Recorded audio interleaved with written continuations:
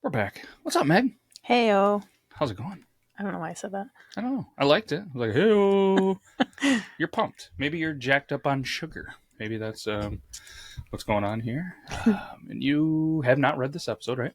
I have not. And producer Zach was busy traveling in different states and doing stuff and things and had a little bit of a crazy, I guess, week. So I decided to write this one. But I'm super excited because I had a chat with my dude the other day, Ben from the Wicked and Grim podcast, and he says, hey, I have a topic. I have a little information for you.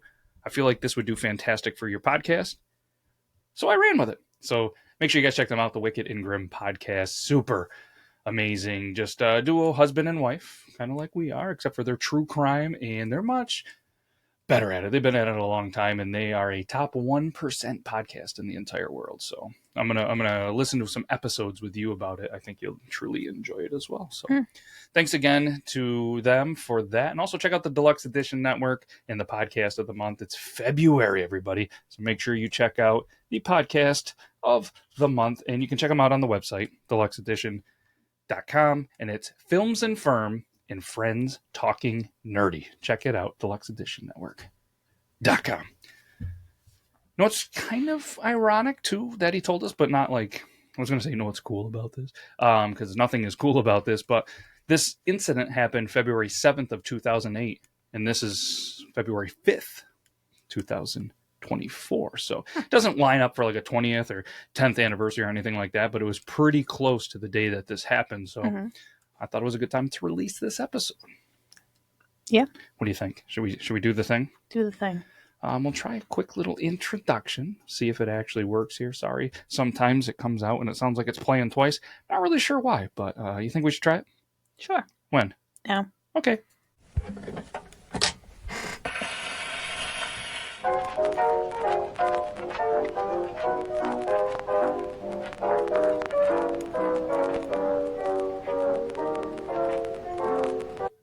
Well, you got the end of it.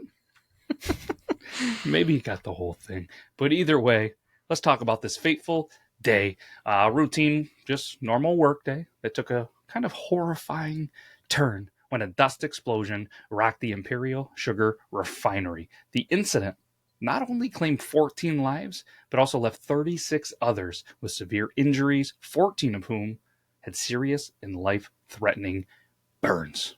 Yikes. I mean, it's an absolutely devastating event that I don't know if you're familiar with, and I feel like a lot of people are not familiar with it. I didn't know that this even happened. I didn't either. And not that I'm one that follows the news very closely, but this was something that I just didn't hear about. And even though a lot of people weren't familiar with it, the kind of repercussions did echo throughout time. To kind of help understand and kind of familiarize everybody with this, I figured we should really dig into this a little bit. So I guess we should set the stage, right? Mm-hmm. The Imperial Sugar Refinery, it was a very significant part of Port Wentworth's history. Port Wentworth is a city that is in Chatham County, which is in Georgia, obviously in the United States. The 2020 population of this place was 10,878, which was more than double the population of 5,359 in the 2010 census, which is a little bit interesting that population's coming back in this place, right? Mm-hmm. And this is kind of close if you're not overly familiar with Georgia like myself. It's a metropolitan area of Savannah, Georgia, which is more more popular and well-known, I feel. Mm-hmm. So the Imperial Sugar Refinery was obviously one of, if not the major employer of Port Wentworth. Provided jobs and obviously contributed to the local economy, not economy. I said it wrong, but either way, I'm going to say a lot of things wrong, so bear with me here. So with that being said, obviously, anytime a major employer in a place, it's a vital part of the community, processing sugar that found its way into countless households across the country. It was a 4-story building or kind of refinery that was situated right along the Savannah River in Port Wentworth. It was actually acquired by Imperial, headquartered in Sugar Land, Texas. In 1997 from a local owner, it operated under the brand name. Originally known as the Dixie Crystal Refinery, the facility was the primary employer in Port Wentworth, a town and population at the time of 3,500. before this disaster unfolded. Now, is Dixie Crystal still the name? No, I it feel went. like I know that name, though. It went to the Imperial Sugar Refinery. I can type in what we have real quick for Dixie Crystal Refinery and see where that is. Dixie Crystal. And I mean, it's not the Dixie Chicks. That's one of the first things that puts in there. But the Dixie Crystal Sugar Refinery was originally built in 1916 and 17, located in Savannah, Georgia. 97, the Imperial Sugar acquired the refinery, which was the second largest refinery in the U.S. at the time. So in 2022, the Imperial Sugar actually became a part of this whole thing. So there we go. Okay. I just feel like I've heard of Dixie Crystal Sugar. It sounds like that it still is around. It still is a thing. I mean, you can still go to dixiecrystals.com, vintage. You can see some stuff on there. July 17th, 1917 is when it was originally there. All right. So Sorry, sidetracked. No, that's fine, because there was 1917 for Dixie Crystal, but then in 1916, the Port Wentworth refinery came into existence through the collaborative efforts of 400 individuals relocated from Louisiana for this specific venture. It actually commenced operations the next year. Imperial later acquired the refinery alongside Savannah Foods, incorporating it into a national supply and distribution network. This network actually serves major entities like Piggly Wiggly, General Mills, and Walmart, and actually emerged as the second largest in the United States, kind of like we just mentioned. The fiscal year that led up to the tragic event, concluding on the September 30th, 2007, the Port Wentworth facility processed 14.51 million hundredweight of sugar, which was 9% of the nation's total. It's a lot of sugar. It is. In comparison, Imperial's facility that was in Louisiana handled just over 11 million hundredweight of sugar during the same period. During that year, 90% of the raw sugar supplied to the Port Wentworth facility originated from overseas.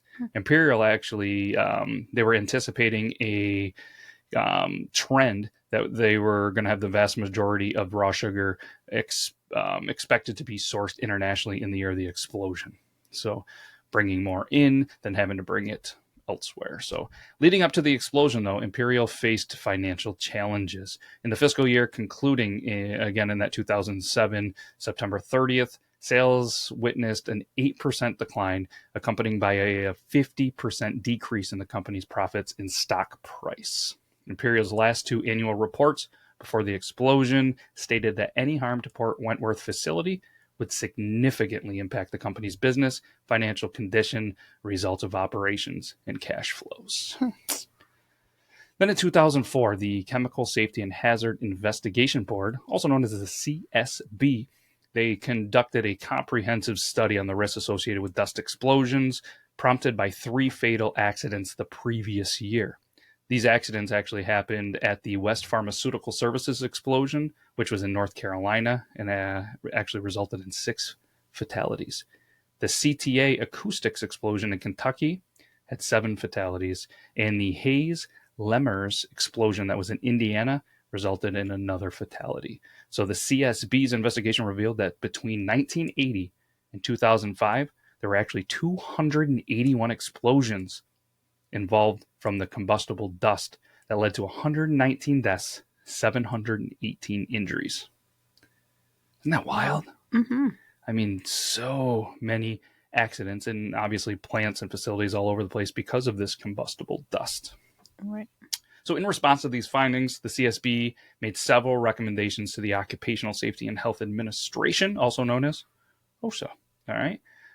Some of them actually had partially implemented by 2008. However, the CSB remained concerned about the potential for further fatal accidents, a concern that tragically materialized with the explosion at the Imperial Refinery in Port Wentworth. Let's jump right to the day, I think, right? And kind of explain how just a routine workday turned into such a catastrophic incident. Okay. All right, so the explosion actually unfolded at 7 p.m. local time in what was initially thought to be a room dedicated to sugar bagging. Witnesses across the Savannah River in South Carolina reported flames soaring several stories high. At the time of the incident, there were 112 employees on site, and the explosion occurred in the heart of the refinery, where bagging and storage facilities were linked through a network of elevators and conveyor belts, many of which connected 6 to 8 story buildings with narrow gaps in between. So Thank are we talking like this is sugar dust? Yeah, some of the dust from the machinery sparked this explosion, Hmm. and like I said, it was something that was reported in several plants, several different locations of this being a huge risk because it's the same kind of dust is exploding in other facilities. Huh. Crazy. Thankfully, though, emergency services were very swift to respond. Ambulances arrived with from 12 different counties and firefighters from 3. The United States Coast Guard closed off the river, deploying a firefighting tugboat to help extinguish the flames. Helicopter was used for river searches. Refinery workers aided search and rescue operations due to the familiar, just them being familiar with the plant's layout. Red Cross worker Joyce Baker, among the first responders, described the scene as kind of walking into hell, helping treat individuals with severe burns. Oof, I couldn't imagine being one of the first responders to that horrific scene. Burns are the worst too. They're so bad. So bad. The Georgia Emergency Management Agency alerted hospitals to prepare for up to 100 casualties.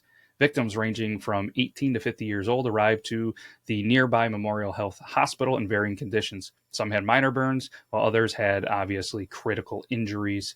8 were airlifted to the Joseph M. Still, which is a burn center in Augusta. Then there was actually 5 that just didn't make it from those injuries. There was a nearby church that became a gathering point for families seeking information about their loved ones.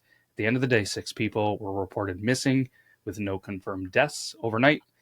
Deep-seated fires were discovered, and the firefighters just continually had to continue work overnight and into the next day. Most of the river restrictions were lifted, and a safety zone remained in force. The refinery structure was severely weakened, and smoke damage was just extensive. The explosion obliterated the packaging area, demolished 12% of the refinery. Debris removal began promptly, with engineers they're coming in to assist. Missing persons were tragically found dead, 3 of them in the tunnels beneath the facility, bringing the death toll to 13. Valentine's Day, 2008. The worst of the fire had been put out. The 100-square-foot storage silos remained still on fire, requiring specialized crews to address the smoldering molten sugar.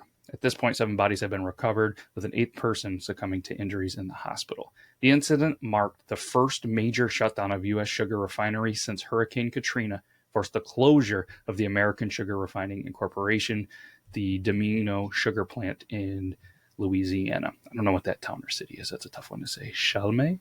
Chalmette? I would say Chalmette. Let's go with Chalmette. Shout out Chalmette, Louisiana. So you're probably thinking, what did the investigation actually find? Well, the explosion's epicenter was swiftly identified as a structure using for storing refined sugar before packaging, along with the 2 or 3 adjacent 100-foot tall, 18-inch thick reinforced concrete storage silos, as depicted in images. The Imperial Sugar CEO, John Schefter, explained that the accumulated sugar dust likely functioned kind of like gunpowder, a revelation made more significant by his survival in the plant due to being shielded by a firewall. Emergency personnel had to employ heavy equipment to stabilize the partially collapsed structure before venturing in for search and rescue operations. It was within 24 hours that the explosive substance was confirmed to actually be sugar dust. Man, you got to think too. All the bagging and staging area and just all of that, and man, just one little dust particle set it off. And it took a week to put it out. So what I got from that? Yeah, pretty much. But before everything in the silos, they just couldn't. They had to bring in some special stuff, I guess, because of the way that the sugar had actually been burned and almost what they say it was like molten, probably like a lava-ish. Melts. Whew. Federal investigations by the OSHA and CSB were promptly initiated, involving witness interviews, document scrutiny, and an on-site examination of the plant. They both arrived within 2 and 48 hours, respectively. While state firefighters, police, and the ATF conducted brief investigations, they were swiftly kind of concluded after verifying no intentional ignition of the explosion and fire. During a press conference February 17, 2008, a CSB team member emphasized the persistent risk of dust explosions, underscoring a concern that had been highlighted in the 2004 report. Man, I hate when you see this and there's always like it was reported, and because they were financially struggling, they made things much worse. Mm-hmm. Due to the hazardous condition of the silos post-explosion, investigators were initially unable to enter. The silos had to be demolished before access could be granted 4 months after the tragic incident. At that point, investigators theorized that the explosion originated in a basement area beneath the silos, where sugar was conveyed up to the packaging building on conveyor belts. The actual construction materials and methods of the factory were considered contributing factors to the intensity of the blaze, with a wooden tongue and groove ceiling and the use of a chemical known as fat lighter, posing an elevated fire risk. OSHA interviews with Imperial employees unveiled inadequate training, with 40 workers stating they had never even received emergency exit training, and only 5 people even recalled having a fire drill. That's not good. Following the catastrophic events in Port Wentworth, Imperial took decisive action, seizing operations at its Louisiana refinery just 6 weeks after the disaster, driven by the apprehension of a potential replication of the tragic explosion. The Louisiana facility remained dormant for over a week, and in the aftermath, they faced just $36,000 fine from OSHA. Feel like that's a little bit low, right? I agree. Amidst the aftermath, though, 371 employees that were at the Georgia plant received continued compensation from Imperial, demonstrating a commitment to their well-being. Moreover, 275 workers were rehired to contribute to the extensive cleanup and the demolition of the sections of the refinery that just were done. Commencing on April 18, 2008, the restorative effort gained momentum by the Imperial's board, confirmed that the resolution intention to rebuild. The reconstruction plan aimed to reinstate sugar refining operations by the close of 2008. June 24th, 2008, it's a pivotal moment occurred as the sugar silos met their demise, and they were actually able to finally take them down with a wrecking ball. The strategic demolition paved the way for construction of the new packaging facility and sugar silos, anticipated to be completed by the summer of 2009. The demolition also revealed a significant recovery effort, reclaiming 2.8 million pounds of fire-hardened sugar from one silo and an additional 500,000 pounds from the second. Imperial aimed to repurpose the salvaged product, which I didn't realize could actually be used for ethanol production, aligning with their commitment to sustainable practices. So, I mean, that's pretty good. 3.3 million pounds was able to be reused. I was wondering if the sugar hardened into a hard candy. Oh. You know what I mean? Which is kind of what it's saying. Yeah, probably not an edible hard candy though. No, but you know how you boil it to a certain point and it becomes a hard candy when it cools. True. That's what I was interesting picturing in my brain, and it says it was hardened sugar, fire hardened. We'll have to dig up some, I guess no pun intended there, dig up some pictures for the Instagram of what the aftermath of that looked like. That'd be very interesting. Unless I'm misunderstanding it. No, I think you're right on there. Just, for when you burn or cook sugar in a much, much bigger scale. Mm-hmm. I don't burn my sugar. Not you specifically. Jeez. See that? I'm no domestic disputes on your tongue. Not yet. Let's hit episode 50 first.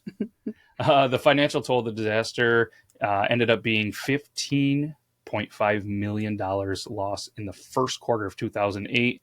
Mainly because of the explosion that did occur. Meanwhile, the local community of Port Wentworth, they struggled with the economic downturn. Many businesses were actually faced to potentially close in the wake of the tragic event. Just, you take 325 or 275 employees, and they're all families, leave from a town that only had 5,000 people to begin with. I mean, that's terrible. So then in 2012, they sell the company. A new company, Lewis Dreyfus Group, takes over and just kind of marks a pretty significant shift in ownership and, just kind of moving on with a new chapter of the refinery's history. So within a month of the accident, OSHA, fearing the relevant employers may be unaware of their facilities present, they presented the risk of the dust explosion, sent a letter to 30,000 employees to alert them the danger of a similar explosion that could occur. They ended up trying to make a bill and all of this stuff, and it was shot down by U.S. Senate. The CSB released its report in September of 2009 saying the explosion had been entirely preventable. Man. The acknowledgement highlighted that the sugar industry had recognized the threat of dust explosions as early as 1926. In particular, internal memos from company managers in 1967 articulated their apprehensions regarding the potential for explosions stemming from sugar dust. Recent modifications made by Imperial Sugar in their construction inadvertently facilitated the buildup of sugar dust. Ooh, that's a tough one. Notably, evacuation protocols had never been rehearsed, and the absence of emergency lighting resulted in individuals being confined to dimly lit hallways and tunnels during the explosion. That'd be scary. Yeah, and to just kind of summarize too, there was many, many, many lawsuits from the families of the employees that didn't make it, the burn victims, and everything like that. And so, on top of the 15.5 million just in that quarter, there was millions and millions that were paid out, whether you think so or not, rightfully so. In my personal opinion, for these families to get a little bit of kickback in there, but the scars obviously left by this event never fully fade. Especially it's not that long ago. Not only this one, but all the other reported, explosions from the dust. Port Wentworth did come together and supported the affected families, and definitely re-supported the rebuild.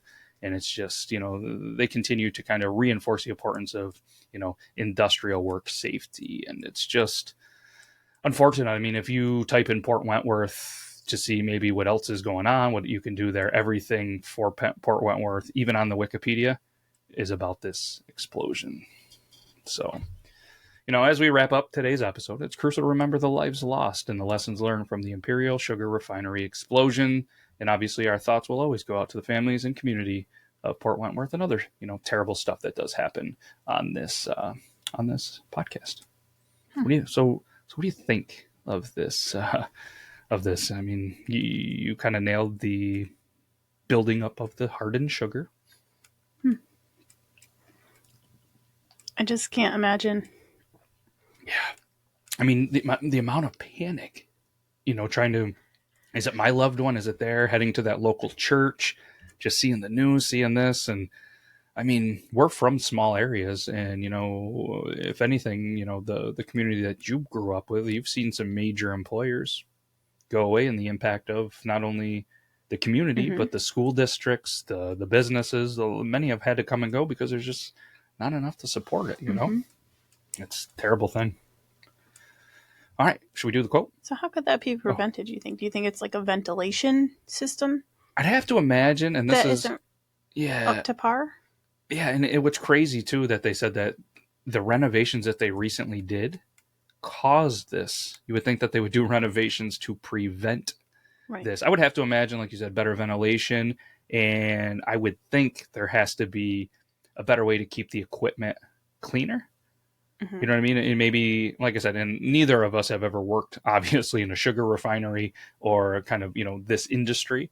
So we're just kind of guessing. But it would be interesting to know. Maybe we'll do a follow-up, put it on yourtown.com, and maybe Zach can also do a little bit of digging into, how could you prevent that?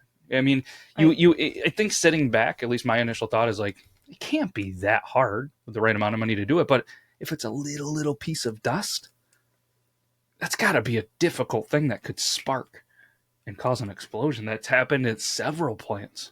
Right. And, there's sugar in everything. Business has to be booming. I mean, right. I don't know. That's just crazy to me.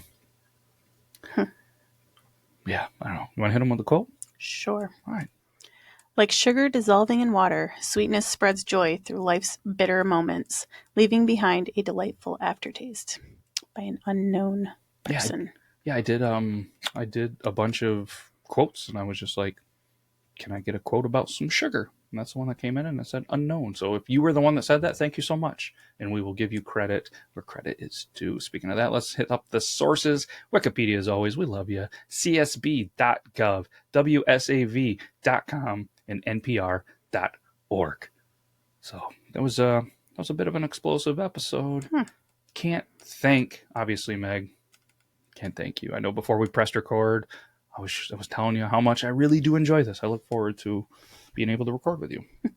This is a little bit of a longer episode. Not too much longer, but a little bit. We are trying some things. Let us know, obviously, if there's a story, there's a town. We just hit 15 of the 50 states now with Georgia. So if there's any stories in your area, and we're going to try a couple true crime episodes. So we've done a couple, but I think it's going to be really cool to find some stories that are not nationally well known, and put our little take on it. Do some deep dives into some research, and by we, hopefully it's Zach, and because he does like that, and like I said, he is a huge true crime fan, and definitely inspired by the Wicked and Grim podcast, and yeah, I'm looking forward to obviously continuing with history and true crime, and this is fun. What do you think? Do some true crime stuff? Let's do it. All right, want to do it next week? Sure. All right. Don't hold us to it if we don't. But either way, we can't thank you guys enough for whatever reason for listening to this. Check out yourtown.com, the interactive map. And if you're listening and you like this hat, maybe you could get one of your own or a shirt. Should we put out shirts, Meg? Sure. Nobody really wants a shirt. All right. We're not going to. If you want shirts or hats, feel free to let us know on the socials. Either way, we can't thank you guys enough, and we'll see you next week. Okay, bye. Okay, bye.